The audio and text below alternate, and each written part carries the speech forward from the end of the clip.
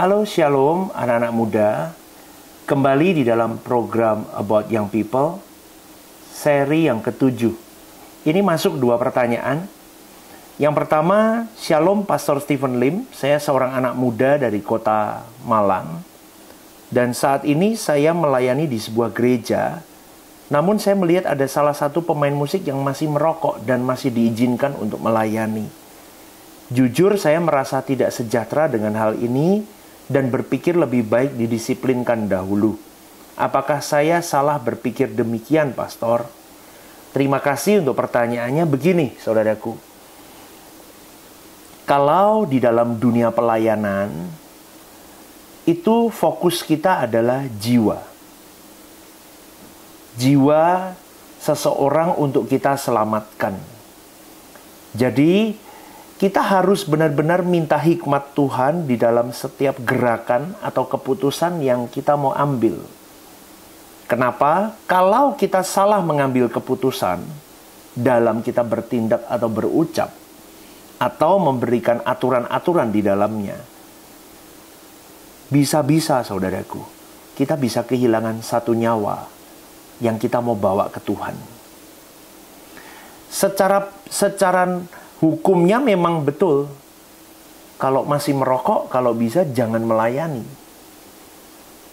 Tetapi orang yang masih terhilang, akankah begini, bisa nggak melalui pelayanan dia bisa benar-benar pulih dan dia total menjadi anak Tuhan yang baik? Kan bisa juga.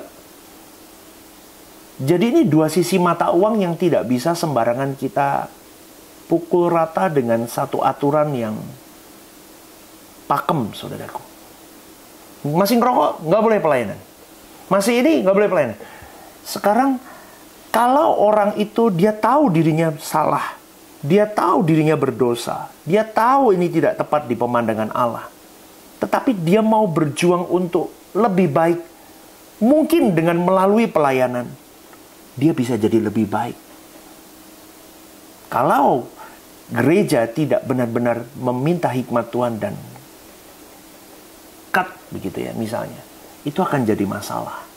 Tapi sebaliknya, kalau memang ada orang-orang yang selama ini sudah dituntun, sudah dinasehati, sudah diberi kesempatan, tapi masih saja membandel, masih saja tidak mau berubah, bahkan kehidupannya tidak ada menunjukkan simptom ingin berjuang lebih baik, maka kalau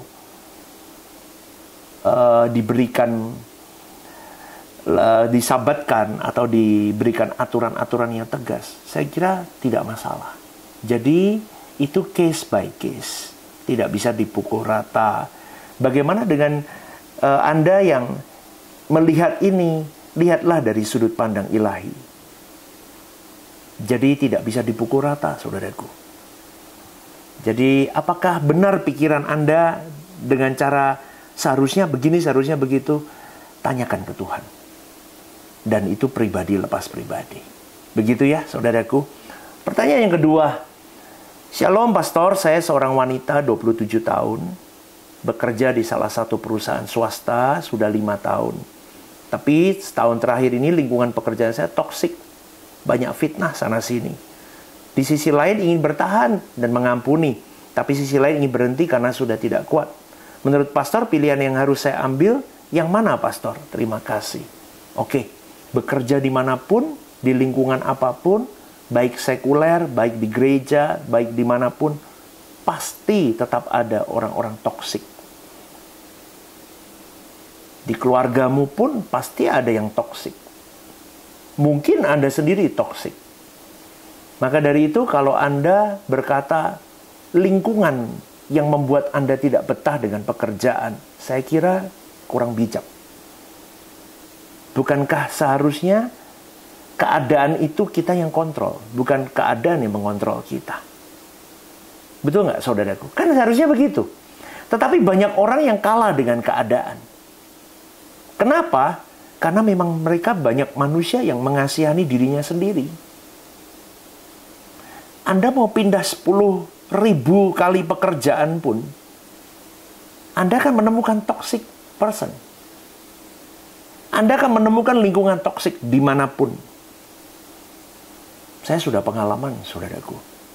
Anda mau kemanapun, mau sampai ke ujung bumi sekalipun, Anda akan menemukan lingkungan yang toksik. Tetapi mungkin dengan adanya Anda, lingkungan toksik itu berubah menjadi lingkungan yang sehat. Maka dimulai dari diri kita sendiri, saudaraku. Jadi, kalau Anda berkata, banyak fitnah sana-sini, dimanapun, saudaraku. Maka dari itu, kita harus punya pikiran dan perasaan seperti Kristus. Sehingga ketika kita di marketplace, dimanapun, di lingkungan manapun yang toksik, kita tidak hilang atau kita tidak teracuni dengan banyaknya toksik itu.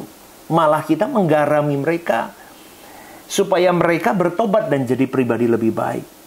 Maka kalau Anda tanya kepada saya, lebih baik saya berhenti atau gimana, pastor? Saya katakan berhenti, Anda pindah tempat lain sama lagi. Sama aja. Jadi sekarang yang bukan masalah berhenti atau tidaknya bekerja, tetapi bagaimana engkau bisa menghandle situasi di sekitarmu. Bagaimana kau bisa menghandle dirimu supaya engkau menjadi pribadi yang lebih unggul di mata Tuhan. Begitu, saudaraku. Semoga jawaban-jawaban ini menjawab pergumulan kalian yang mungkin hampir sama pertanyaannya. Teman-teman semua, kalau mau bertanya, kalian bisa bertanya di nomor admin yang tertera. Dan tanyakan apa saja yang mungkin menjadi pergumulan Anda. Saya akan coba jawab melalui program AYP ini. Anak-anak muda, terus hidup kudus, tidak bercacat, tidak bercela di hadapan Tuhan. Milikilah mimpi, hidup sebagus-bagusnya di mata Allah. Sehingga engkau sejak muda ditandai oleh Tuhan. Tuhan memberkati.